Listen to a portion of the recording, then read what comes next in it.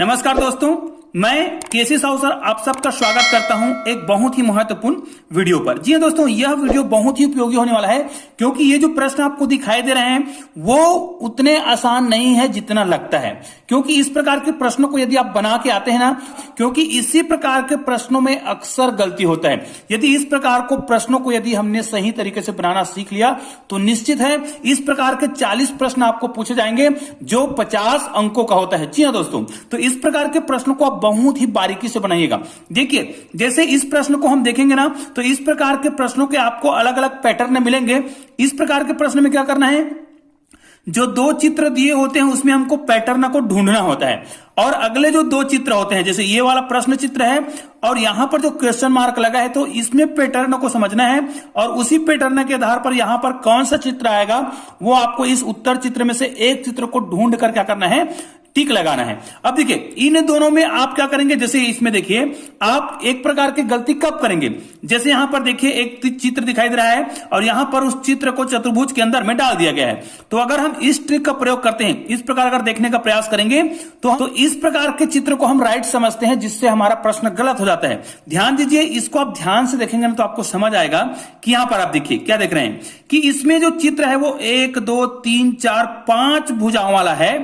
तो 5 भुजा वाले जो चित्र है उसको अगले चित्र में 4 भुजा के अंदर में रखा गया है। मतलब अगर इसमें 5 भुजा है तो इसको 4 भुजा वाला आकृति के अंदर में रखा गया है। तो यहां पर देखिए, जब ये 4 भुजा वाला आकृति है तो इसको यहां पर ऐसे आकृति के अंदर रखा जाएगा जिसमें अगर ये 4 भुजा है तो उसके अगले चित्र में 3 भुजा वाला आकृति होगा, उसके अंदर में इसको रखा जाएगा।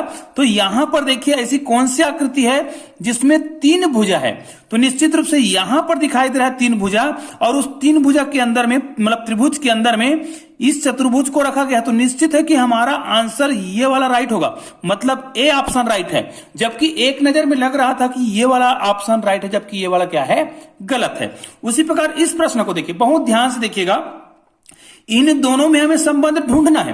तो ऐसा लग रहा है कि इसमें क्रॉस का निशान दिखाई दे रहा है, इसमें 2 लाइन दिखाई दे रहा है, इसमें बहुत सारे लाइन दिखाई दे रहे हैं जो एक दूसरे को काट रहे हैं। तो यहां पे कौन सा चित्र आएगा, ये आपके उत्तर चित्र है। तो भाई यहां पर आप ध्यान दीजिए, इसमें कोई 2 रेखा है। देखिए यहां पर एक रेखा और 2 रेखा एक दूसरे को काट रहा है। जो रेखा काट रहा है, जितना रेखा एक दूसरे को काट रहा है उतने रेखा को यहां पर खड़ी लाइन में कर दिया गया है, लंबवत कर दिया गया है। अब यहां पर आपको क्या करना है, जितना रेखा एक दूसरे को काट रहा है उसे आपको गिनना है। तो यहां पर देखिए 1 2 3 और 4, यहां पर 4 रेखा एक दूसरे को काट रहा है यहां पर। तो हमें एक ऐसा चित्र ढूंढना होगा जिसमें 4 भुजा हो, 4 रेखा हो जो लंबवत हो। 1 2, जैसे इसमें 2 भुजा काट रहा था तो 2 भुजा लंबवत था, 4 भुजा काट रहा है तो 4 भुजा लंबवत होना चाहिए। तो यहां पर देखिए 1 2 3 4 है, लेकिन ये लंबवत नहीं है, इसमें 3 है, लंबवत नहीं है। इसमें देखिए 1 2 3 लंबवत है, लेकिन ये हमारा आंसर नहीं होगा क्योंकि हमें 4 भुजा लंबवत चाहिए। तो ये वाला ऑप्शन बिल्कुल राइट है, मतलब हमारा ऑप्शन सी क्या होगा, बिल्कुल राइट होगा। तो इस प्रकार के प्रश्नों को हम ऐसे ही हल करेंगे ताकि हमारा जो प्रश्न है बिल्कुल गलत ना हो। देखिए इस प्रकार के प्रश्न में भी आपको बहुत ध्यान देना होगा।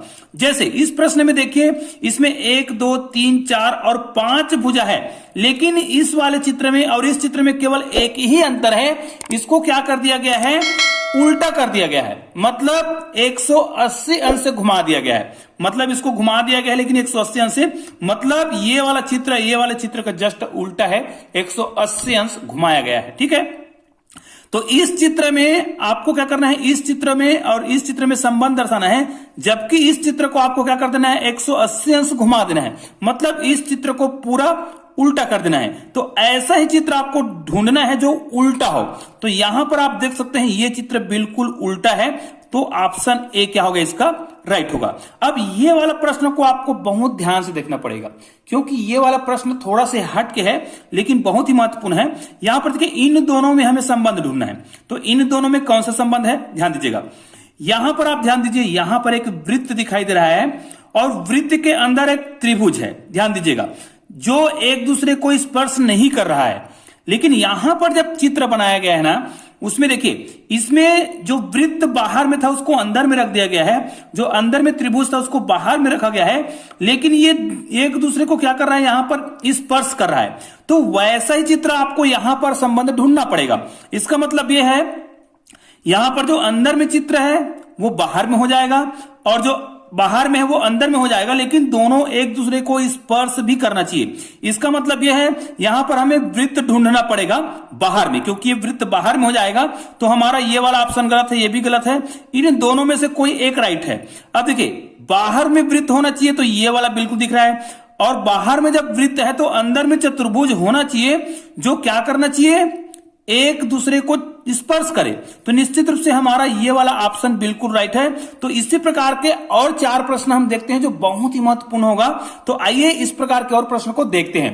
दोस्तों अगर आपने चैनल को सब्सक्राइब नहीं किया होगा ना तो चैनल को सब्सक्राइब जरूर कर लीजिएगा, बेल आइकन को प्रेस करके ऑल को टच करना ना भूलिएगा। तो आइए अगले 4 प्रश्न और देखते हैं।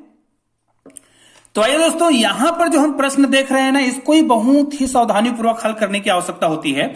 जैसे यहां पर हमें एक अर्धचंद्राकार दिखाई दे रहा है तो इन दोनों में हम संबंध ढूंढेंगे, ठीक है। उसके बाद इनमें संबंध ढूंढेंगे, मतलब ये तीनों एक दूसरे से क्या है, रिलेटेड है। मतलब यहां पर आप ध्यान से देखेंगे ना तो आपको समझ आएगा ये वाला चित्र यहां पर 90 अंश से घूम गया है, और वो भी किस प्रकार घूम रहा है, घड़ी की दिशा में। घड़ी जिस दिशा में घूमता है उसी प्रकार ये 90 अंश घुमा हुआ है, और ये वाला चित्र फिर यहां पर 90 अंश घुमा है, लेकिन ये भी घड़ी की दिशा में ही घूम रहा है। तो यहां पर जो चित्र आएगा वो घड़ी की दिशा में घूमेगा, मतलब ये इस प्रकार का चित्र आएगा और ये 90 अंश घूमेगा। तो क्या ऐसा ही चित्र हमें दिखाई दे रहा है? और अगर ऐसा ही चित्र है तो वही हमारा ऑप्शन होगा जो बिल्कुल ये वाला है, मतलब ऑप्शन बी आपका सही होगा। अब यहां पर आपको बहुत ध्यान से दिमाग लगाने की आवश्यकता होगी, क्योंकि इस प्रकार के पैटर्न में अक्सर गलती हो जाती है। लेकिन अगर आप इस वीडियो को ध्यान से देखते हैं ना तो आपसे गलती बिल्कुल भी नहीं होगा। जैसे इसमें देखिए सभी में आपको क्या करना है, इस प्रकार 4 भागों में बांट लेना है, ठीक है। फिर इन दोनों में आपको क्या करना है, इन दोनों में आपको संबंध ढूंढना होगा, और यहां पर उत्तर चित्र दिया हुआ, इनमें से कोई एक चित्र आपका क्या है, आंसर है। तो भाई इसमें से कौन सा ऑप्शन सही होगा, ध्यान दीजिएगा।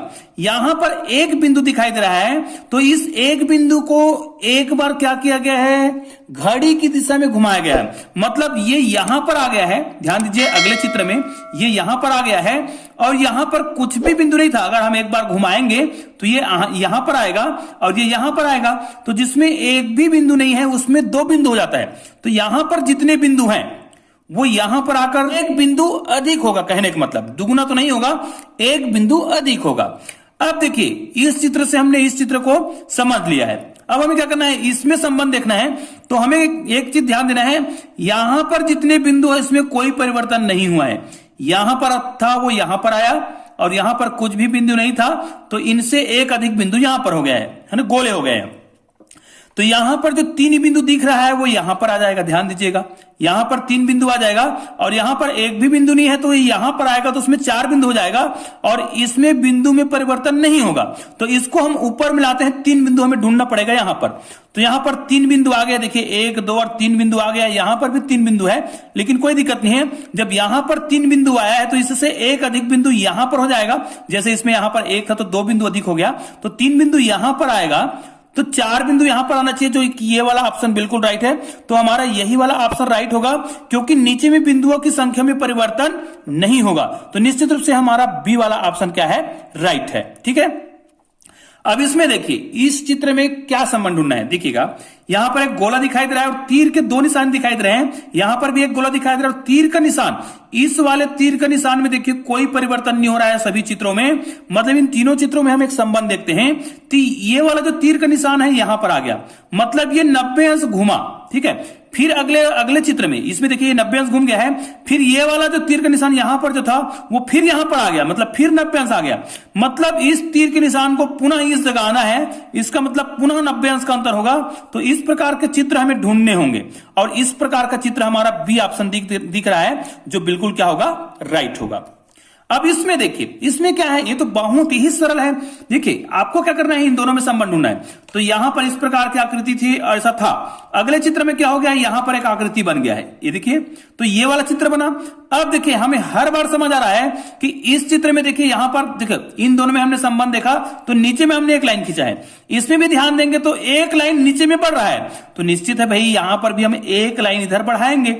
तो ये वाला चित्र हमको मिल जाएगा, ये वाला। तो ऐसा ही चित्र हमें ढूंढना पड़ेगा। तो ऐसा ही चित्र कौन सा है, देखिए ये वाला ऑप्शन राइट है, बिल्कुल सी वाला। तो दोस्तों इसी प्रकार आपको नवोदय की परीक्षा की तैयारी करनी है और इस प्रकार के प्रश्नों को यदि आप बनाते हैं तो निश्चित रूप से आपको बहुत ही अच्छे अंक मिलेंगे और निश्चित रूप से आप इस वीडियो को अधिक से अधिक शेयर जरूर करेंगे। तो दोस्तों मिलते हैं ऐसी बेहतरीन वीडियो के साथ, तब तक के लिए जय हिंद, जय भारत।